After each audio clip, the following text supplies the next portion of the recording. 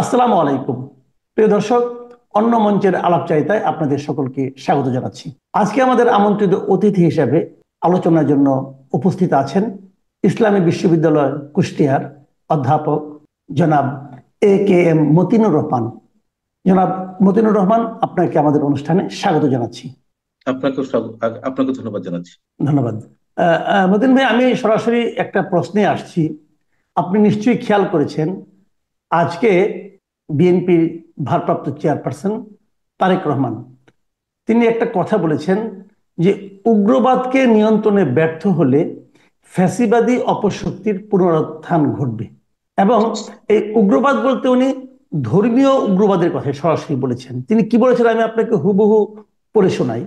উনি বলেছেন, ধর্মীয় উগ্রবাদীদের অপতৎপরতা ও চরমপন্থা নিয়ন্ত্রণে ব্যর্থতার পরিচয় দিলে উগ্রবাদী জনগোষ্ঠী ও পরাজিত ফ্যাসিবাদী অপশক্তি দেশে আবার গণতন্ত্রের কবর রচনা করবে।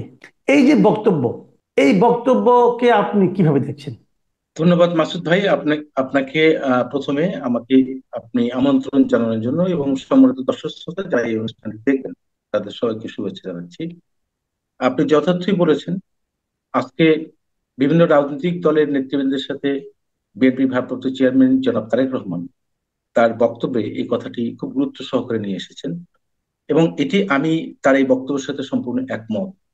কারণ আপনি অতি সম্প্রতি লক্ষ্য করবেন যে বাংলাদেশে এই যে উগ্রবাদী সম্প্রদায়ের যে চিত্র, যেটা আসলে দীর্ঘদিন হয়তো আহ, সীমিত ছিল, কিন্তু অতীত সরকার 5 আগস্টের পতনের পর আমরা যেটা লক্ষ্য করেছি যে বাংলাদেশের বিভিন্ন থানা লুট হয়েছে, অস্ত্র এবং গোলাবারুদ সহ। এবং পাশাপাশি আপনি দেখবেন যে 11 জন দাগী আসামি থেকে কিন্তু জামিনে মুক্ত করা হয়েছে। সেই সাথে 176 জনকে বিভিন্ন সময়ে জামিনে মুক্ত দেওয়া হয়েছে, যারা উগ্র জঙ্গিবাদের সাথে বিভিন্ন সময় জড়িত ছিলেন।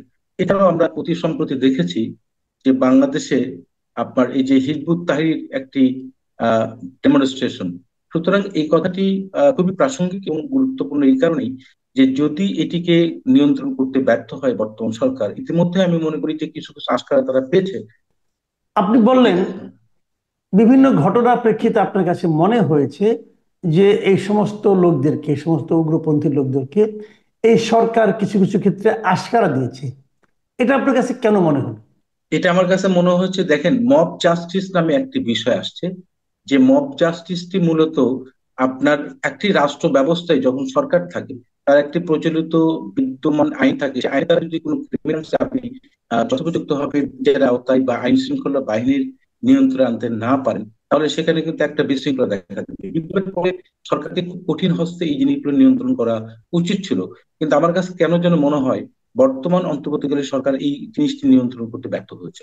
আমি মনে করি অতি অতি সম্প্রতি যেমন ধরুন যে বিভিন্ন সময় এই যে পোশাক পরিচ্ছদ নিয়ে যে কথাগুলো বলা হয়েছে বাংলাদেশের বিভিন্ন শিক্ষা প্রতিষ্ঠানে, এবং সেটা নিয়ে জনমনের ভিতরে কিন্তু এক ধরনের শঙ্কা তৈরি হচ্ছে।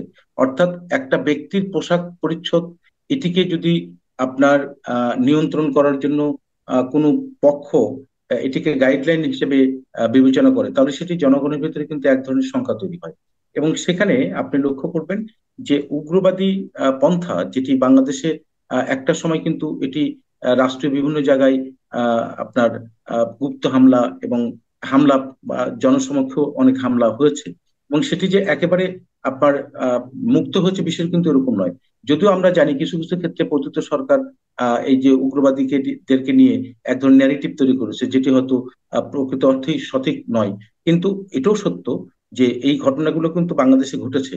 সুতরাং সেই দৃষ্টিকোণ থেকেই জনাব তারেক রহমান এই কথাটি বলেছেন যে যদি আপনার গণতান্ত্রিক আহ, পন্থায় যদি রাষ্ট্র পরিচালনার যে ক্ষেত্র সেটা যদি তৈরি না হয়, তাহলে উগ্রবাদী পন্থা এটি এক ধরনের সুযোগ পাবে, এবং এর সাথে পতিত সরকার সেখানে যোগ দিয়ে এটি বাংলাদেশের স্থিতিশীলতা এবং গণতন্ত্রকে আবার নতুন করে কিন্তু একটা সংকটের মধ্যে নিয়ে যাবে বলে আমি মনে করি।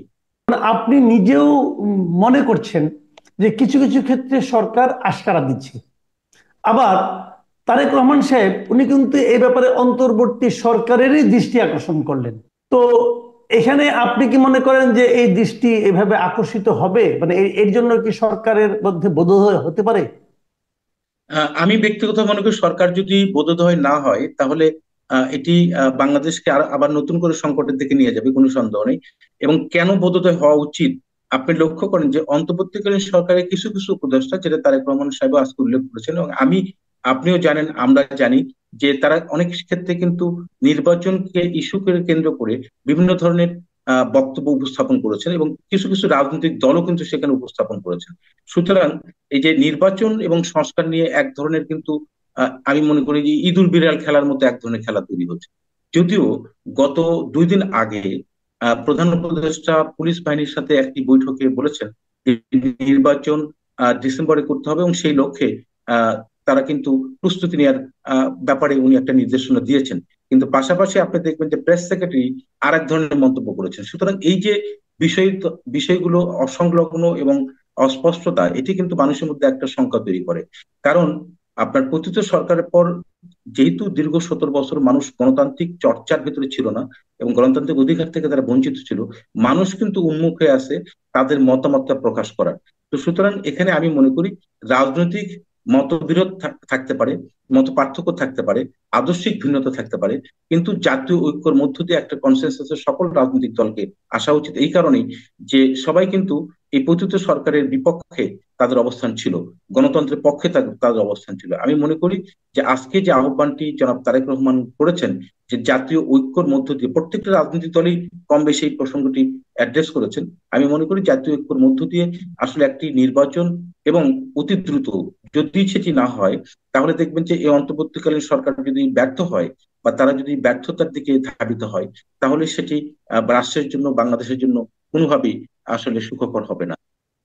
আপনি একটু আগে এই আপনার সাম্প্রদায়িক যে মানে দাঙ্গা অথবা এই ধরনের যে চিন্তা, উগ্রবাদীদের কথা যেটা বললেন, সেই প্রসঙ্গে আপনি তুলসী গ্যাবার্ডের মন্তব্য নিয়ে কথা বলতে চাচ্ছিলেন।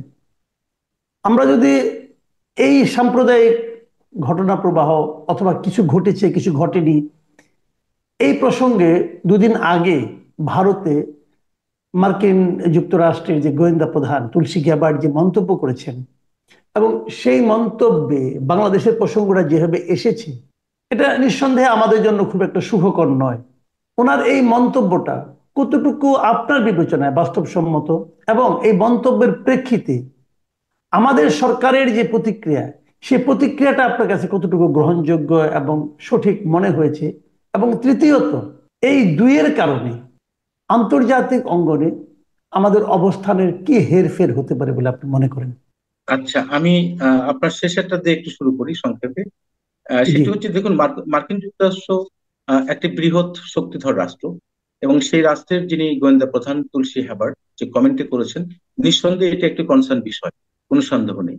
এবং বাংলাদেশের মতো উন্নয়নশীল একটি দেশের জন্য মার্কিন যুক্তরাষ্ট্রের এই বিষয়টি গুরুত্ব সহকারে দেখা উচিত, একজন নাগরিক হিসেবে এবং রাষ্ট্রকে। দ্বিতীয়ত হচ্ছে, আমাদের অন্তর্বর্তীকালীন সরকার যে স্টেটমেন্টটা দিয়েছেন এটিকে টোটালি ডিনাই করেছেন। আমি মনে করি যে এইভাবে এই স্টেটমেন্টটা ডিনাই করার অর্থই হচ্ছে যে বাংলাদেশের অভ্যন্তরে যদি কিছু ঘটনা ঘটে থাকে সেটিকে অস্বীকার করা কোনোভাবেই আমার মনে হয় যে ডিপ্লোম্যাটিক শিষ্টাচারের মধ্যে পড়ে না।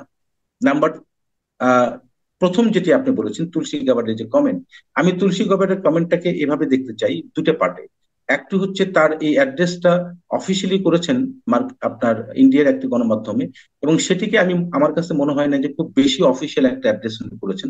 পাশাপাশি উনি যে সংখ্যাগুলো করেছেন সেটি কিন্তু অমূলক আপনি একেবারে বলতে পারবেন না, কারণ বাংলাদেশের অভ্যন্তরে এই ঘটনাগুলো কিছু ঘটেছে। ঠিক এর সাথে আমি সংযুক্তভাবে যে কথাটি বলতে চাই সেটি হচ্ছে তুলসী গাবার্ড কিন্তু মার্কিন যুক্তরাষ্ট্রের একজন প্রতিনিধি হিসেবে গুরুত্বপূর্ণ একটি সংস্থার প্রধান। ওনার এই মন্তব্যকে যদি আপনি অমূলক বা একেবারে উড়িয়ে দেন তাহলে বাংলাদেশ যে একটি উন্নয়নশীল দেশ, সুতরাং মার্কিন যুক্তরাষ্ট্রের সহযোগিতা বাংলাদেশের প্রয়োজন আছে।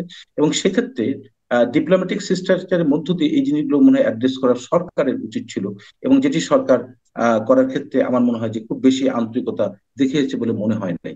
তো সুতরাং আমার কাছে যেটা মনে হয়, দেশীয়, আঞ্চলিক এবং আন্তর্জাতিক যে উগ্রবাদী বিষয়গুলো আছে এটিকে কিন্তু অবশ্যই আমলে নিতে হবে যদি বাংলাদেশকে প্রকৃত অর্থেই একটা স্থিতিশীল এবং আপনার নিরাপদ দেশ হিসেবে আমরা গড়ে তুলতে চাই। এবং সে দৃষ্টিকোণ থেকে আমি মনে করি যে যতদিন আপনি নির্বাচনকে বিলম্বিত করবেন ততদিনের ভিতরে কিন্তু এই সুযোগগুলো কিন্তু বাংলাদেশের রাষ্ট্রের অভ্যন্তরে বিভিন্ন ধরনের ডাল পাকা ডালপালা কিন্তু ছড়িয়ে যাবে।